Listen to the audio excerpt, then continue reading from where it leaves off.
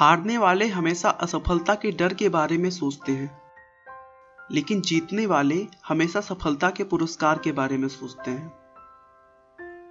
दोस्तों, मैं आज आपको Alibaba.com के फाउंडर और इस समय चीन के सबसे धनी व्यक्ति जैक मा के सफलता की कहानी के बारे में बताने जा रहा हूं।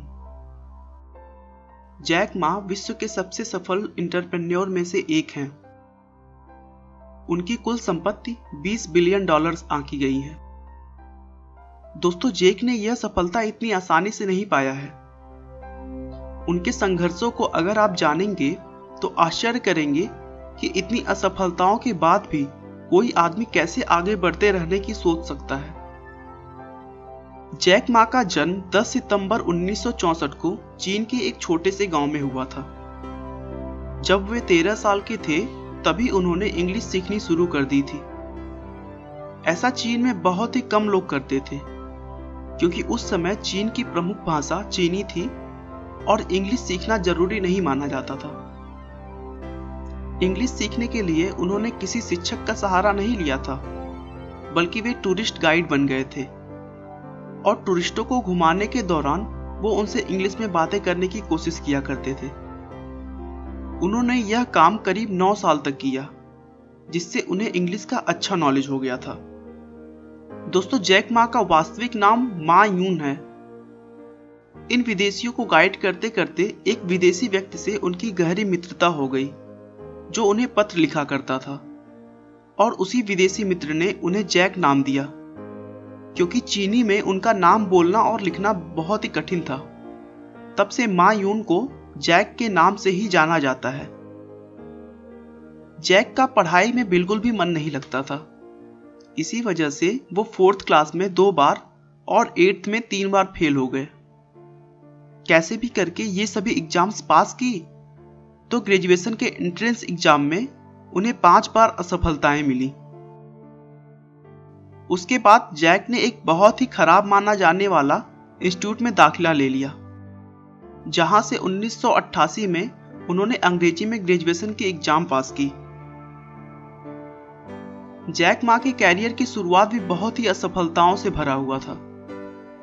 उन्होंने 30 अलग अलग जगहों पर नौकरी के लिए आवेदन किए, लेकिन हर बार उन्हें निराशा ही हाथ लगी।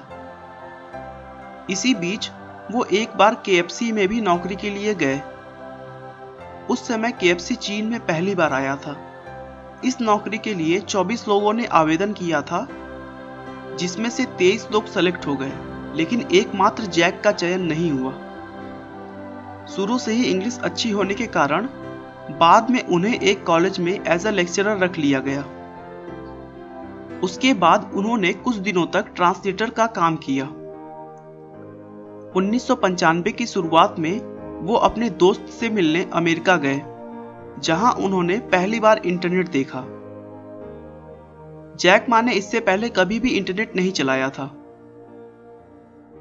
जैक ने जब पहली बार इंटरनेट चलाया तो उन्होंने बियर शब्द खोजा। उन्हें बियर से संबंधित बहुत सी जानकारियां अलग अलग देशों से प्राप्त हुई, लेकिन वो यह देखकर चौंक गए कि उस सर्च में चीन का नाम कहीं भी नहीं था। फिर उन्होंने चीन के बारे में सामान्य जानकारियां ढूंढने की कोशिश की, लेकिन फिर उन्होंने पाया कि चीन की कोई सामान्य जानकारी भी इंटरनेट पर उपलब्ध नहीं थी। जैक को इंटरनेट में एक अच्छा अपॉर्चुनिटी दिखाई दे रहा था, जिसके बाद जैक ने इंटरनेट से ही जुड़ी हुई किसी काम को करने का सोचा। उन्होंने थोड़ा और रिसर्च किया और फिर अपने देश के छोटे बड़े व्यवसाय को इंटरनेट से जोड़ने के लिए अपने फ्रेंड्स के साथ मिलकर एक वेबसाइट बनाई, जिसका नाम चाइना येलो पेज था। कॉन्सेप्ट अच्छा होने के बावजूद उन्हें चीन में इसके लिए फंडिंग नहीं मिल पाई, जिसके कारण उन्हें इसे भी बंद करना पड़ा। दोस्तों, इतने असफलताओं के बाद तो शायद ही कोई होगा जो आगे फिर और कुछ करना चाहेगा, लेकिन नहीं। जैक ने अपनी पुरानी कमियों को ध्यान में रखते हुए अपने वाइफ और 20 लोगों के साथ मिलकर उसी कॉन्सेप्ट के साथ फिर से एक नया वेबसाइट बनाया, जिसका नाम Alibaba.com था। इसमें भी उन्हें शुरुआत में थोड़ी सी प्रॉब्लम फेस करनी पड़ी, लेकिन फिर सॉफ्ट बैंक के एक बड़े निवेश के साथ इस कंपनी ने कभी भी पीछे मुड़कर नहीं देखा और देखते ही देखते दुनिया की सबसे बड़ी ई कॉमर्स कंपनी ईबे को अगले 4 सालों के अंदर ही अंदर अपने देश से बाहर का रास्ता दिखा दिया। जैक मा आज दुनिया के रिचेस्ट पर्सन में गिने जाते हैं। उनकी कुल संपत्ति $20 बिलियन से भी ज्यादा है। दोस्तों, अलीबाबा की नेटवर्क फेसबुक से भी कहीं ज्यादा है और जितना कमाई अमेजॉन और ईबे मिलकर करती हैं, उससे ज्यादा जैक की कंपनी अकेले करती है। दोस्तों, हमें असफलताओं से घबराना नहीं चाहिए, बल्कि उसका समझदारी के साथ मुकाबला करना चाहिए, क्योंकि वक्त हमेशा एक सा नहीं होता है। अगर आपकी जिंदगी में अभी छांव है तो इंतजार करिए, सफलता की किरण आपकी जिंदगी को भी रोशन करेगी। दोस्तों, किसी काम में असफलता मिलने पर हताश न हो। असफलता तो आपको ज्यादा समझदारी से उसी काम को दोबारा करने का मौका देती है। आपका बहुमूल्य समय देने के लिए बहुत बहुत धन्यवाद। इस वीडियो को लाइक करके आप हमारा मनोबल बढ़ा सकते हैं। मैं हर रोज एक नई इंस्पिरेशनल और मोटिवेशनल वीडियो के साथ आता हूं।